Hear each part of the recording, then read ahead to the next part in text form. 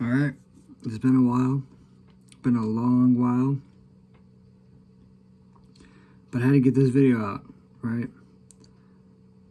Celtics Bucks game ended a couple hours ago. After the game, I decided to finish these MLB The Show challenges, right? When I did knock those out before I get this video done, because those things, like I said, took me a couple hours. I think it did at least. I don't know. But,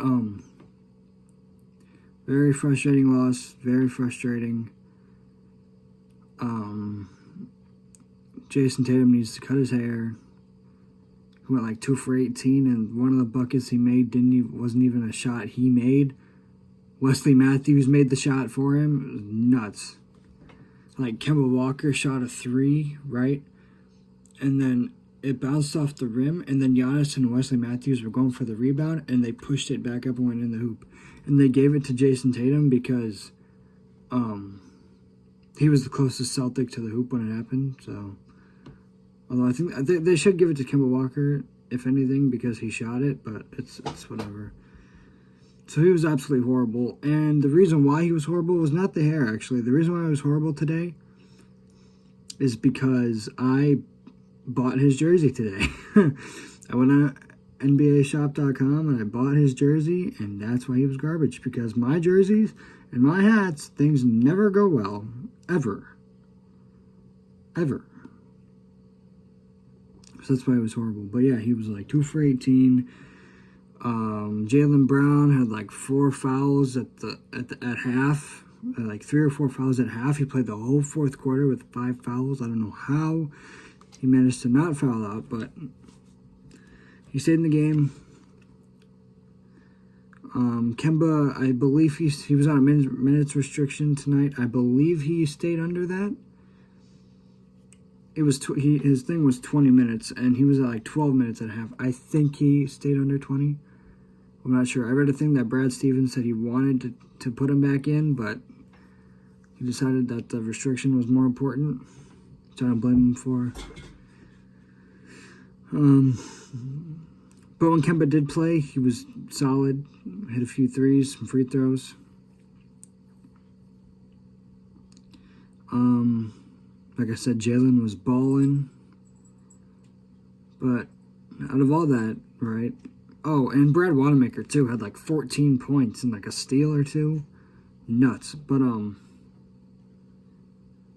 okay, I keep pausing. But Gordon, I gotta say this too. Gordon Hayward had a great game. A few mid-range shots. I think he had like 1-3. I think. Great defensively. Great on the fast break. Had a sweet pass to Brad Wanamaker. Oh, it was great. But the player of the game was Marcus Smart, and there's no debate on Marcus Smart being the player of this game for the Celtics. He had 28 point. I know for a fact he had 23, but I think he scored some more, but I'm not sure.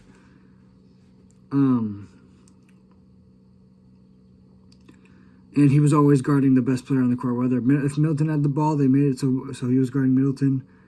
Like, he was always like moving to the ball. Whoever, like, if Giannis had the ball, he'd move over there, and if Middleton had the ball, he'd move over there. Everyone else, it didn't really matter. But Marcus did so good defensively tonight that Giannis was calling for screens to get Marcus off of him, like to get the switch. Giannis was calling for screens to make them switch so he didn't have to deal with Marcus Smart. Marcus Smart was just clamping everyone all night. It was nuts. And if he's not defensive first team, I don't know what to say, because he guards every single position on the floor every single night. Like, when we run our lineup with Grant Williams at center, who's 6'6", right? Marcus Smart is the person. Like, Marcus Smart has, like, there's a clip where Marcus Smart met Jarrett Allen at the rim. Jarrett Allen at the rim, and just blocked him. Just no problems whatsoever. Just vertically met him at the rim. Like, the dude's a dog. He can clamp every single person in this league. If he can clamp Giannis, why can't he, like, he can stop. I've seen him stop Joel Embiid. And obviously, Giannis is a better player than Embiid. That's not what I'm saying, but Embiid's like 7'1", and he's like a post-up kind of guy. But yeah, Marcus Smart, and the thing is, when Marcus Smart got in the league, he couldn't shoot. And now he is like one of the best 3-and-D players in this game. Has to be one of the best 3-and-D guards, no question. He's going to be defensive first team every year. He should be in the defensive player of the year talks, but he's not going to get it because they always give it to a big. It's either going to be Giannis, Rudy Gobert, or Anthony Davis this year, and that's it. There's no, it always goes to a big, no matter what. I don't know when the last, I mean, Kawhi got it. He's not a big, but they're not going to give it to a guard. Like, it's just not going to happen. Not anymore. But yeah, Celtics lost by 7, 119-112. There was like 50 free throws combined at half, or like more. It had to be more than that, actually. So many fouls called, so many free throws taken. Felt like the game was going to take 12 years, but then in the fourth quarter, there was only like 3 fouls until the Celtics had to start fouling to like save time or whatever. But yeah, very, very frustrating. We had it. Like, this was our chance to beat the Bucks. No Bledsoe, no Pat Connaughton, no Marvin Williams. Marvin Williams, yes, he's not that big of a player, but it's still someone that plays a good role on their team. It's still a role player. So, you know.